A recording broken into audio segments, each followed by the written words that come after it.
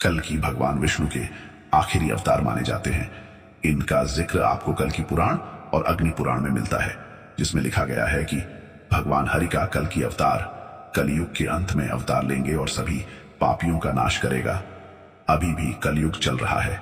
पुराणों के अनुसार कलयुग 4,32,000 साल का होगा और भगवान कल्कि का जन्म कलयुग की समाप्ति पर होगा। पुराणों में यह भी जिक्र है कि भगवान कल्कि का जन्म सावन महीने के शुक्ल पक्ष की पंचमी तिथि को संभल नामक स्थान पर विष्णुवेशा नाम के एक ब्राह्मण परिवार में होगा।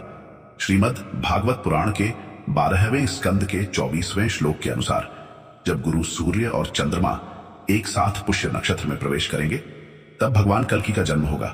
कल्कि यही कारण है कि हर साल इस तिथि को कल्कि जयंती के रूप में मनाया जाता है। श्रीमद् भागवत पुराण में भगवान विष्णु के कल्कि अवतार के बारे में विस्तार पूर्वक बताया गया है।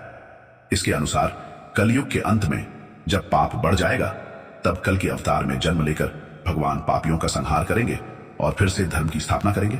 इसके बाद सतयुग की शुरुआत होगी। परीक्षित कलिकाल के दोष से प्राणियों के शरीर छोटे छोटे क्षीण और रोगग्रस्त होने लगेंगे। वर्ण और आश्रमों का धर्म बतलाने वाला वेद आर्ग नष्ट प्राय हो जाएगा। धर्म में पाखंड की प्रधानता हो जाएगी। राजे महाराजे डाकू लुटेरों के समान हो जाएंगे। मनुष्य चोरी झूठ तथा निरपराध हिंसा आदि नाना प्रकार के कुकर्मों से जीविका चलाने लगेंगे। चारों वर्णों के लोग एक समान हो जाएंगे। गौएं बकरियों की तरह छोटी छोटी और कम दूध देने वाली हो जाएंगी। वानप्रस्थी और सन्यासी आदि विरक्त आश्रम वाले भी घर गृहस्थी जुटाकर गृहस्थों का सा व्यापार करने लगेंगे। जिनसे विवाहित संबंध है उन्हीं को अपना संबंधी माना जाएगा। धान जौ गेहूं आदि धान्यों के पौधे छोटे छोटे होने लगेंगे। वृक्षों में अधिकांश शमी के समान छोटे और कंटीले वृक्ष ही रह जाएंगे। बादलों में बिजली तो बहुत चमकेगी परंतु वर्षा कम होगी। गृहस्थों के घर अतिथि सत्कार या वेद ध्वनि से रहित होने के कारण अथवा जनसंख्या घट जाने के कारण सूने सूने हो जाएंगे। परीक्षित अधिक क्या कहें। कलयुग का अंत होते होते मनुष्यों का स्वभाव गधों जैसा दुस्सह बन जाएगा।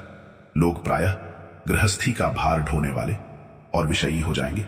ऐसी स्थिति में धर्म की रक्षा करने के लिए सत्वगुण स्वीकार करके स्वयं भगवान अवतार ग्रहण करेंगे। प्रिय परीक्षित, सर्वव्यापक भगवान विष्णु सर्वशक्तिमान हैं। वे सर्वस्वरूप होने पर भी चराचर जगत के शिक्षक सद्गुरु हैं। वे साधु सज्जन पुरुषों के धर्म की रक्षा के लिए उनके कर्म का बंधन काटकर उन्हें जन्म मृत्यु के चक्र से छुड़ाने के लिए अवतार ग्रहण करते हैं। उन दिनों उत्तर प्रदेश के संभल में विष्णु यश नाम के श्रेष्ठ ब्राह्मण होंगे।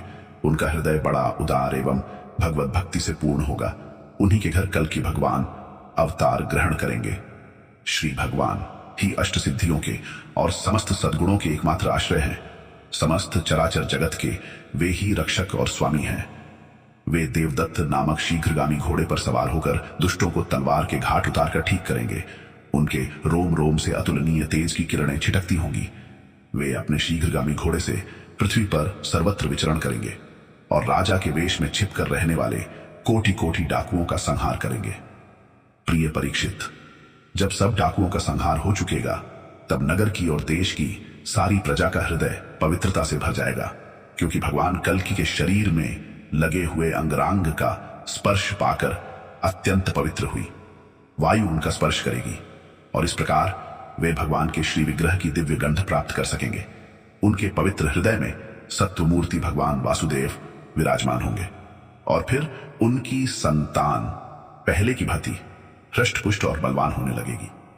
प्रजा के नयन मनोहारी हरि ही धर्म के रक्षक और स्वामी हैं। वे ही भगवान जब कल्कि के रूप में अवतार ग्रहण करेंगे उसी समय सत्य युग का प्रारंभ हो जाएगा और प्रजा की संतान परंपरा स्वयं ही सत्वगुण से युक्त हो जाएगी। जिस समय चंद्रमा, सूर्य और बृहस्पति एक ही समय एक ही साथ पुष्य नक्षत्र के प्रथम पल में प्रवेश करके एक राशि पर आते हैं, उसी समय सत्य युग का प्रारंभ होता है। तभी 64 कलाओं से परिपूर्ण होगा भगवान का कल्कि अवतार। अग्नि पुराण में भगवान कल्कि अवतार के स्वरूप का विशेष चित्रण किया गया है। इसमें भगवान तीर कमान के साथ घुड़सवार करते हुए नजर आते हैं। कल्कि अवतार के बारे में कहा जाता है कि भगवान का यह स्वरूप 64 कलाओं से परिपूर्ण होगा।